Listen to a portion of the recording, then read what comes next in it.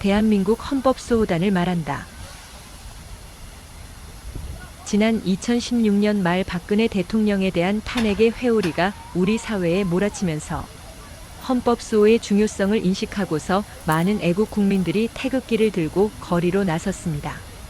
그럼에도 불구하고 결국은 2017년 3월 10일 오전 헌법재판소에서는 대통령 박근혜를 파면한다고 하는 결정이 나왔습니다. 그렇게 대통령은 청와대를 나와서는 4년 9개월의 옥고를 치르고서 사저에 머물고 있지만 국회와 헌재의 불법 탄핵으로 법리상 분명하게도 대통령 박근혜는 헌재의 허튼 소리에 탄핵 파면되지 못했습니다. 이런 사정의 법리를 아주 세밀하게 종합체계적으로 파헤친 시민단체 대한민국 헌법수호단은 헌재의 파면이라는 선고 이래로 지금까지 줄곧 대한민국 헌법수호 박 대통령의 정무복귀만을 주창해온 유일한 애국 보수단체입니다. 헌법과 법률에 절대 충실한 극우단체이기를 자청하고 단원들은 이런 극우단체의 단원인 것에 긍지와 보람을 갖고서 대견해하는 단체입니다.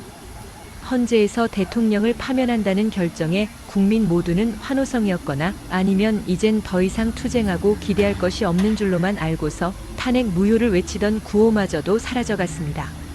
하지만 헌법수호단만은 오히려 더 유일꿋꿋하게 좌절없이 패소의 선고를 받고서는 또다시 소송을 제기하며 오직 헌법수호를 위하여 준법 투쟁해온 단체입니다. 탄핵 무효 소송만도 50여 건, 기타 소송까지 60여 건에 이르는 소송과 수백 건의 고소, 고발, 진정, 행정질의 감사 신청, 국민청원까지 준법 투쟁의 방법으로서 빠뜨린 게 없는 것 같습니다. 이런 과정에서 지난 2024년 봄 여름에 윤석열을 비롯한 윤 정권 하인 정무직 장 차관들에게 적법한 대통령 권좌의 주인은 박근혜라는 사실과 함께 잘못 인용된 무단 통치의 공동 불법 행위자의 책임 귀속 법리와 판례를 본 장 차관 10여 명이 언론에 두드러진 노출 없이 조용히 사직서를 제출하고 이탈해 나갔습니다. 이 무렵에 나온 것이 한덕수 국무총리의 사직서도 그때를 같이 하는 것으로 이후 윤석열의 계엄포고 사건으로 곤혹을 치르면서 사직을 관철시키지 못한 것이 후회가 많을 일로 회상될 것 같습니다. 헌법수호단은 책도 2권을 출간한 바 대한민국은 왜 불법 탄핵을 저질렀나? 헌법수호는 국민의 사명이다는 책의 분량도 합 800쪽에 이르는 상당히 방대한 분량으로 박 대통령의 가한 불법 탄핵으로서의 잘못된 법리를 속속들이 파헤쳐 놓았습니다. 이런 헌법수호단은 2025년 초에 헌법재판소에서 진행되고 있는 윤석열에 관한 탄핵을 보면서 헌법수호단은 2월 14일 헌재에 비판의 진정서 9부를 우편을 통하여 제출했습니다. 그런데 그러한 사실조차도 헌재의 2024헌 나팔 사건의 심리 진행 상황 송달 정보에 등재되지 않은 헌재에 의하여 폐기되거나 은닉된 것으로 보입니다. 헌재의 이런 행태를 보고서는 2월 20일 또다시 일부의 진정서를 재차 발송, 다음날 수취되었지만 25일 현재까지도 진정서 제출에 관한 사실이 등재되지 않고 있습니다. 진정서는 앞서 불법 탄핵으로 탄핵 파면되지 못한 박 대통령이 있음인데도 거국적인 법률 착오에 빠져서는 19대 대통령으로 선출한 문재인, 20대 대통령으로 선출한 윤석열은 대한민국 헌법과 법률상 탄핵 심판을 받을 자격의 적법한 대통령이 아닌데도 탄핵 절차를 진행하느냐는 것입니다. 분명 박 대통령에 대한 공법상의 강행 규정을 위반한 불법 탄핵의 파면 결정은 그 법적 효과를 발휘하지 못하는 저절로 무효인 파면이었던 것으로 그럼에도 이를 적법한 사실로서 받아들이고서 우리 국민은 문재인과 윤석열을 박 대통령 이후의 대통령으로 잘못 차고 선출했던 것입니다. 모든 사회적 위치가 다 그렇지만 대통령의 권좌에 있어서도 대통령으로서의 권리와 의무가 있는 것이고 박 대통령이 윤석열을 몇 번 만나준 것으로 박 대통령의 권력이던 것을 윤석열에게 이양 양해해 줄 수는 없는 것입니다. 박 대통령 역시도 자유민주 국민의 국가에서 국민으로부터 위임받은 권한을 행사하는 동시에 대통령으로서 국가와 국민에 대한 의무에 충실하여야 하는 것입니다. 박 대통령이 윤석열을 몇 번 만나주면서 박 대통령의 권력을 윤석열에게 양해해준 화해로 보는 시각도 있지만 박 대통령이 자신 혼자서 헌법과 법률을 무시하고서 권력을 마음대로 넘겨줄 수 있는 박근혜의 왕조 국가가 아닙니다. 박 대통령과 윤석열의 화해로서도 국민이 준 국가의 권력이 정리될 수 있는 부분이 아닌 성문 헌법과 법률을 헤아려 적법해야 하는 것입니다. 박 대통령에 대한 탄핵이 적법하지 못하였기 때문에 무효인 것이고, 이렇게 파면 결정의 선고는 있었지만 탄핵 파면되지 못한 대통령을 두고서 대선을 실시할 수 있는 법이 아닙니다. 혹자는 국민이 대선에서 문재인과 윤석열을 대통령으로 선출해 주었고, 박 대통령은 자녀 임기를 수행할 마음이 없는 것으로, 그렇다면 현 윤석열이 대통령임에 뭐가 틀린 것이냐고 반문합니다.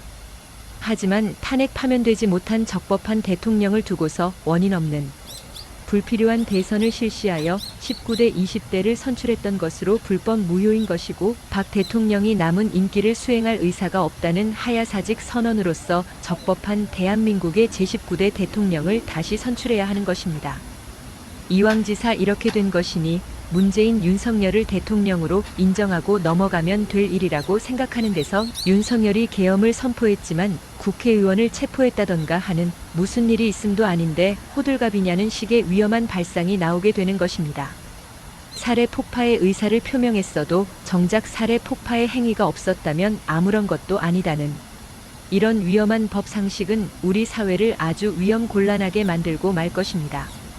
진정서에 담긴 중요한 또 하나는 국회 소추 결의에 앞서 일체의 증거조사도 없었던 부실한 탄핵 소추를 헌재가 심리 중에 위법한 증거를 수집하여서는 일방적으로 국회를 돕는 위법한 헌법재판의 운용 실태를 꼬집었습니다. 가사 윤석열이 대통령이라 치더라도 피고 발인의 직권을 남용한 그 심리에 있어서 재판상의 당사자 대등주의를 완전히 무시 배제하고서 소추인인 국회의 편에서 일방적으로 재판을 도운 사실입니다. 이 정도로 몰법 야만국이 된 대한민국의 헌법재판에는 재판관이 소추인의 조력자이고 피소추인의 적이었을 뿐인 이런 공공연한 그 재판 실태를 국민과 법률가들이 모두 생생한 중계를 보면서도 이를 인식하지 못함을 개탄합니다. 헌법소호단은 헌법재판소장 권한 대행으로서 헌법재판에 이 같은 직권 남용한 사실을 26일 서울중앙지검에 고발했습니다. 이런 헌법 불합치하고 불공정한 재판에도 대다수의 법률가들은 제대로 된 항변 한마디 못한 채 종국의 변론 종결, 그리고 8인의 결원재판부에서 위법한 선고를 하게 하는 들러리 변호인과 비굴한 법조 지식인만이 존재할 뿐이니 국가의 존망이 선연해 보임에 깊은 우려합니다. 우리 사회의 법치 질서는 헌법과 국가를 운영하는 공법이 파괴되고 대통령이 아닌 불법 가짜 수개통령이 통치하고 있는 상황에선 헌법재판소마저도 헌법과 법률이 배제된 헌법재판소의 운용을 보면서 나라가 이만큼 심각하게 적화 파괴되었다는 실증을 우리 국민은 예민하게 받아들여야 한다는 경고의 메시지를 낸 것입니다. 헌법소호단이 주력해온 준법투쟁의 탄핵 무효 행정소송은 하나같이 동문서답 우이독경식의 법의 판결로서 각하 일색이었습니다.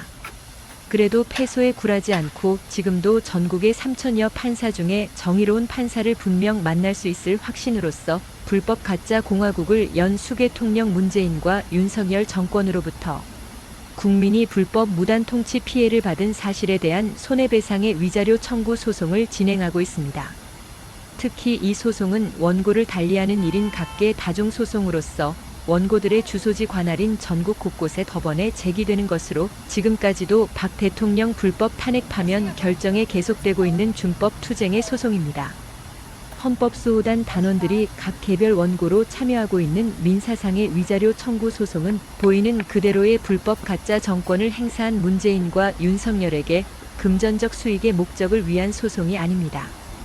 계속적으로 이런 소송을 확산하고 있는 불법 통치 피해 위자료 청구 민사소송은 현재 10여 건이 전국 법원에 제소 계류 중으로서 피고의 답변 기한을 넘긴 원고의 청구에 할 말 없는 무응답으로서 무변론 판결이 날 여지를 안고서 판결을 기다리고 있는 사건도 있습니다.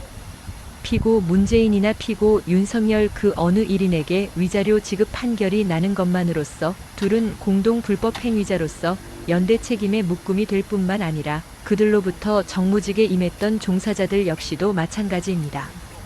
이런 법리로서 만국의 이적 카르텔 공작을 극복하고 나라와 헌법을 지키며 대통령 박근혜의 정무 복귀를 추구하고 있음입니다. 탄핵 무효 행정소송에서 못 이룬 승소를 민사소송으로 거두게 됨으로써 이 판결은 박 대통령의 불법 탄핵 파면에 관련된 형사 및 행정에 엄청난 파장을 일으킬 것으로 예상되는 준법 투쟁입니다.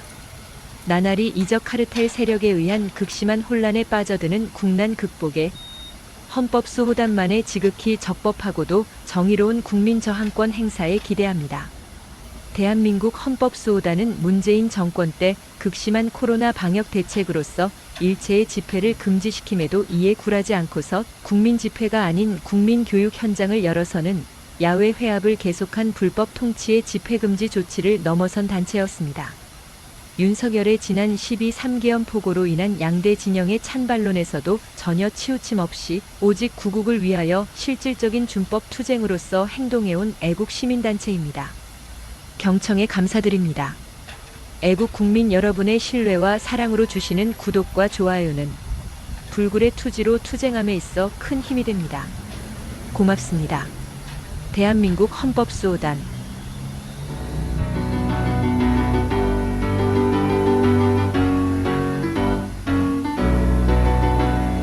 이 나라 법 우리 지키